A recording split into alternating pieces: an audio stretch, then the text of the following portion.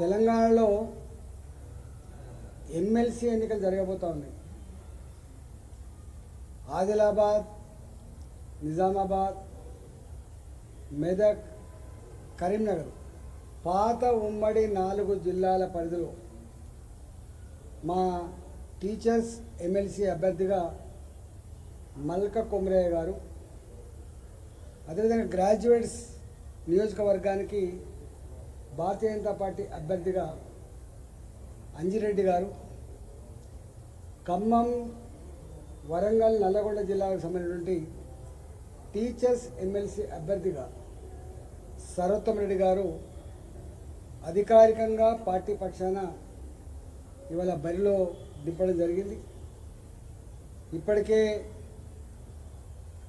గ్రామాన మండల కేంద్రాలుగా, మున్సిపాలిటీ కేంద్రాలుగా మా పార్టీ నాయకులు కానీ, గ్రాడ్యుయేట్స్ కానీ, టీచర్స్ కానీ ఎన్నికల రణరంగంలో దిగి ప్రచారం మొదలు పెడుతున్నటువంటి విషయం మీకు తెలుసు.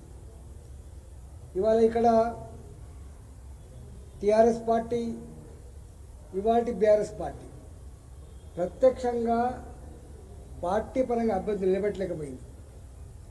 నేను కాంగ్రెస్ పార్టీ కూడా స్పష్టంగా వీళ్ళు మా అభ్యర్థులని చెప్పి నిలిపే సాహసం చేయలే.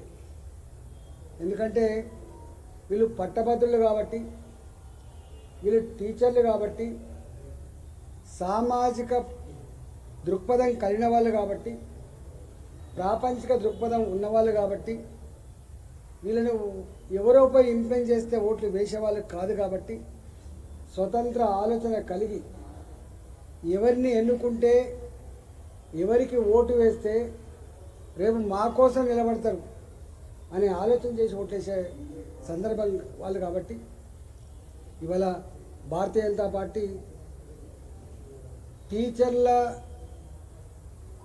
ట్రాన్స్ఫర్స్ అప్పుడు జోనల్గా విభజిస్తున్నప్పుడు, జిల్లాల వారీగా విభజిస్తున్నప్పుడు 317 జీవో తెస్తే దానికి వ్యతిరేకంగా కొట్లాడిన పార్టీ, బరిగీసి నిలిచిన పార్టీ భారతీయ జనతా పార్టీ అని చెప్పి స్పష్టంగా టీచర్లలో బలంగా ఉంది.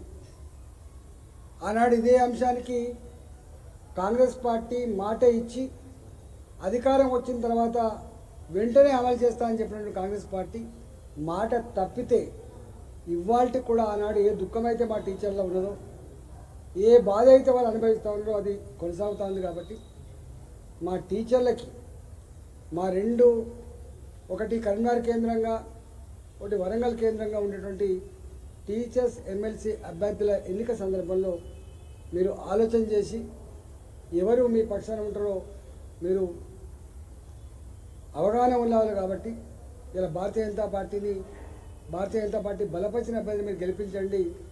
ఆ మీ ఆశీర్వాదంతో గెలిచిన ఎమ్మెల్సీలతో పాటుగా పార్టీ కూడా మీకు సంపూర్ణంగా అండ ఉండదని చెప్పి తెలియజేస్తాను.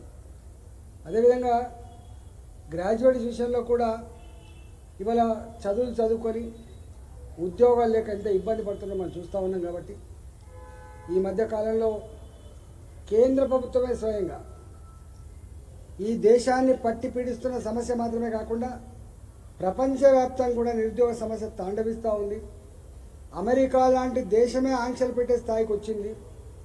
మన పిల్లలు అక్కడ చదువుకుంటూ ఉద్యోగాలు చేసే పరిస్థితి నిషేధించే సందర్భం వచ్చింది. ఇది అత్యంత గంభీరమైన సందర్భం. ఇది నిరుద్యోగ యువతను కనుక ఇట్లే వదిలిపెడితే, యువశక్తిని కనుక దేశ పురోగమనంలో వాడుకోకపోతే దేశం అభివృద్ధి చెందే ఆస్కారం లేదని చెప్పి భావించి 2024-25 బడ్జెట్లో 4 లక్షల కోట్ల రూపాయలు ఈ నిరుద్యోగ సమస్యను అడ్డు చేయడం కోసం బాజాప్తా బడ్జెట్లో పెట్టి చిన్న పరిశ్రమలు, మధ్య పరిశ్రమలు, చిన్న వ్యాపారులు, స్టార్టప్స్లలో జ్ఞానం కలిగి స్టార్టప్ పెట్టుకునే వాళ్ళు, కొత్త రంగాల్లో ఎంటర్ అయ్యే వాళ్ళు, ఇవాళ స్కిల్ డెవలప్మెంట్ సెంటర్ల తర్వాత ఉద్యోగం ఇచ్చే కంపెనీలకు మనం ఆర్థిక పరిపుష్టి అందించడం, అనేక రకాల ఒక్క మాట చెప్పాలంటే మొట్టమొదటిసారిగా మోడీ గారి ప్రభుత్వం నిరుద్యోగుల సమస్యను అడ్రస్ చేసే ప్రయత్నం చేస్తూ ఉంది. మొన్నటి బడ్జెట్లో కూడా మళ్ళీ బాజాప్తా అనేక రకాల స్కీములు ప్రకటించి ఉంది. అంటే భారతీయ జనతా పార్టీ నరేంద్ర మోడీ గారి నాయకత్వంలో కేంద్రంలో ఉన్న ప్రభుత్వం ప్రపంచవ్యాప్తంగా ఉన్న నిరుద్యోగ సమస్య చాలా భయంకరమైంది. 140 కోట్ల జనాభా కలిగినటువంటి ఈ దేశంలో ఈ సమస్య కంటే పెద్ద సమస్య లేదు. దేశంలో 5వ ఆర్థిక వ్యవస్థగా ఎదిగిన మనం రేపు 3వ ఆర్థిక వ్యవస్థగా ఎదగాలంటే యువశక్తి కనుక భాగస్వామ్యం కాకపోతే, యువశక్తిని కనుక వాడుకోకపోతే, యువశక్తిని పురోగమనంలో ఇన్వాల్వ్ చేయకపోతే ఇవాళ క్షమించడానికి నేరం చేస్తున్న వాళ్ళని చెప్పి గ్రహించి ఇవాళ నిరుద్యోగ సమస్య కోసం ఇవాళ బాజాప్తా 2024-25లో 25-26లో నిధులు కేటాయించి సమస్యను అడ్రస్ చేస్తున్న ప్రభుత్వం కాబట్టి, పార్టీ కాబట్టి ఇలా నిరుద్యోగ యువకులారా మీరంతా కూడా ఆలోచన చేయండి. గతంలో టీఆర్ఎస్ పార్టీ ఏం మాటలు చెప్పింది, ఏం మోసం చేసిందో మీ కళ్ళ ముందు ఉన్నది. అందుకనే వాళ్ళకు మీ దగ్గరికి వచ్చి ఓట్లు అడిగేటువంటి ధైర్యం లేదు, వాళ్ళకి ముఖం లేదు వాళ్ళకి. కాంగ్రెస్ పార్టీ కూడా ఇవాళ సంవత్సర కాలంలోనే అన్ని వర్గాల చేత చీకొట్టించుకుంటున్న ప్రభుత్వం. గీ ప్రభుత్వం అని చెప్పి అనుకునే ప్రభుత్వం ఎంత ఇష్టంగా తెచ్చుకున్నావో అంత అసహించుకున్న సందర్భం కాబట్టి కాంగ్రెస్ పార్టీ నైజమైందో, కాంగ్రెస్ పార్టీ ఆలోచన ఏందో అర్థమైంది కాబట్టి ఇవాళ కాంగ్రెస్ పార్టీ మీద కూడా విముఖత ఉంది కాబట్టి ఇవాళ నేను మరి నిరుద్యోగ యువతకి పట్టభద్రులకు నేను వినమ్రంగా విజ్ఞప్తి చేస్తున్నా. అనేక రకాల ప్రలోభాలు పెడతారు, అనేక రకాల ఆశలు చూపే ప్రయత్నం చేస్తారు, అనేక రకాల ఒత్తిళ్లు పెంచే ప్రయత్నం చేస్తారు. స్వేచ్ఛగా నిజాయితీగా ఇవాళ పట్టభద్రుల నియోజకవర్గంలో భారతీయ జనతా పార్టీ అభ్యర్థిని గెలిపించాలని చెప్పి ఈ సందర్భంగా మేము విన్నవిస్తా ఉన్నాం.